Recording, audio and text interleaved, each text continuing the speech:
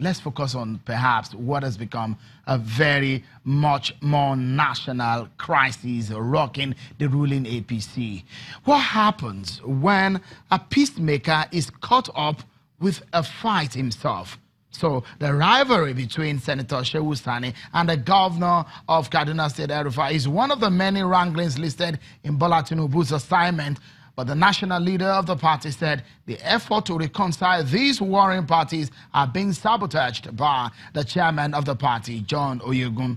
Bola Tinubu, in a strongly worded letter titled Actions and Conduct Weakening the Party from Within, pointed out how this assignment is being sabotaged. I'll take excerpt from the letter. One of the paragraphs read, and I quote, and I must also tell you that this letter was not a public letter.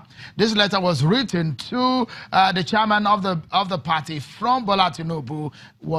He copied the president, the vice president, the Senate president, and the House of Representatives speaker. Don't ask me how we got the letter, but we have a copy of that letter, and let me quote for you now. It says, "Disappointment greeted me when I discovered out that you had swiftly acted in contravention of the spirit of our discussions. Instead of being a bulwark of support as promised, you position yourself in active opposition," end of quote, to the goal of resuscitating the progressive and democratic nature of the APC as a party. We have strived to the best, present hope for the nation, yet your goal appears to be something of a lesser pedigree, end of quote. Hours after that letter was circulated, Chief John Oyegun was at the villa to see the president. The closed-door meeting may not be unconnected to the letter by Bola Tinubu, but the APC chairman did not take questions from journalists after the meeting. Where does this leave the APC? Can the party survive this crisis? And again, is the APC in its own opposition? How does this affect governance? Let's attempt to answer these questions for you. Tonight, I have joining me from our Abuja studio, Mr. Olubunmi Tunji Ojo, a political commentator, and also here is a senior editor and columnist at the Guardian newspaper, Mr. Martins Oloja. Thank you so much for your time on the program. Let's begin this conversation. Perhaps some things that you have commented about, things that you have written about. Did you see that the reconciliation of Bola Tinubu as provided by the president is going to come to this kind of stage?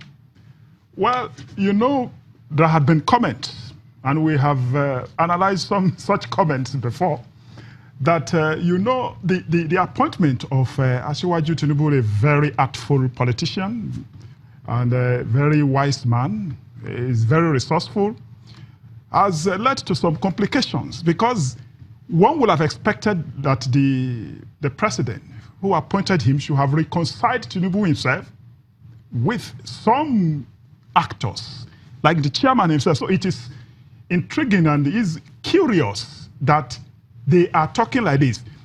Tinubu should have been reconciled with the chairman, among others, because he himself needs to reconcile with some others, including the president of the Senate, among some others, even the Minister of Transportation from Rivers State, among others.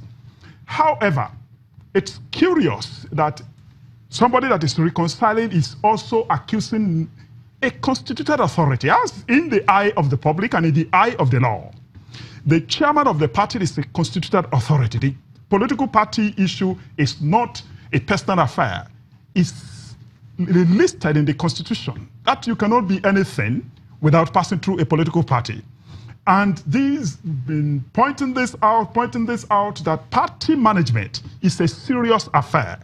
And in 2013, I was with National Institute of Policy and Strategic Studies people in Washington. And we visited the offices of National Republican Institute and the Democratic Institute. We visited the two offices. They are a creation of the law, and they are to assist the political party system in formulating policies and looking at the manifesto within the context of American exceptionalism. So they do not have that kind of platform here.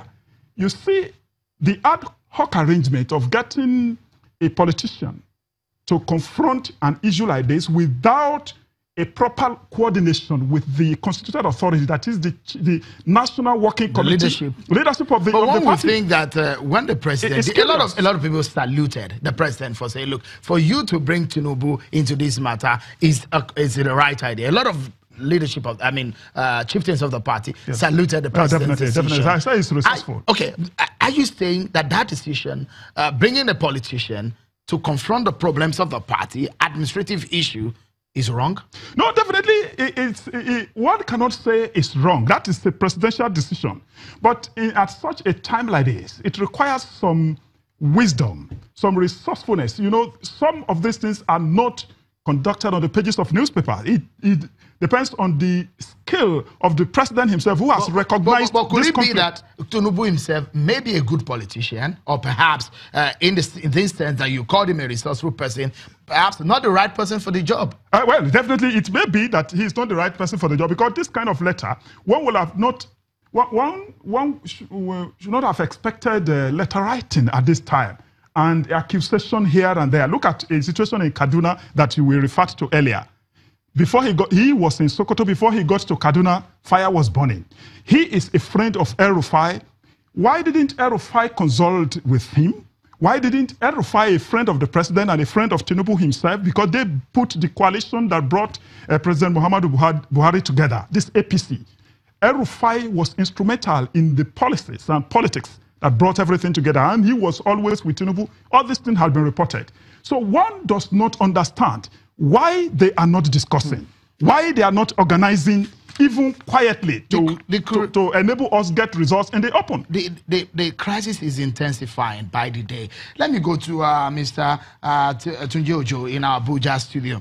The other things that Bola Tinubu pointed out in that letter, let me read another one. He says that you may have personal qualms with me, and this is Tinubu telling Oyegun, that is your right as a human being. However, you have no such right as a chairman of this party. This party belongs to all of us, all of its members. You have no greater claim on it than any of the rest of us. Whatever personal qualms you may have with me are secondary at this point. So the question is, Mr. Tunji Ojo, at this point in time in the life of the APC, people have said, look, Tinubu is the right man to do it. But it looks so much that Tinubu is finding a very tough time doing it.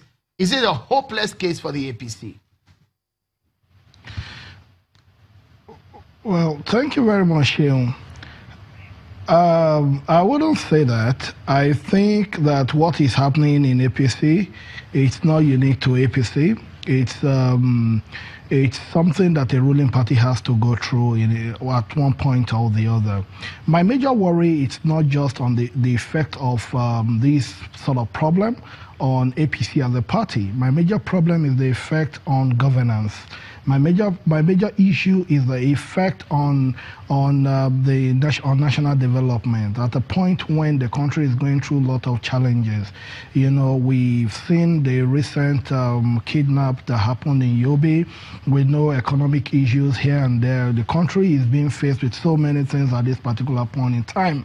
So as a Nigerian, we just have to be concerned that issue of internal squabbles within a political party. How does it affect governance, you know? All right, we need to take a pause now. We need to go on a quick break, but when we come back, we dissect these issues more. What is the future? What does the future hold for the APC amidst all of these crises? More on this when we return. Stay with us, everyone.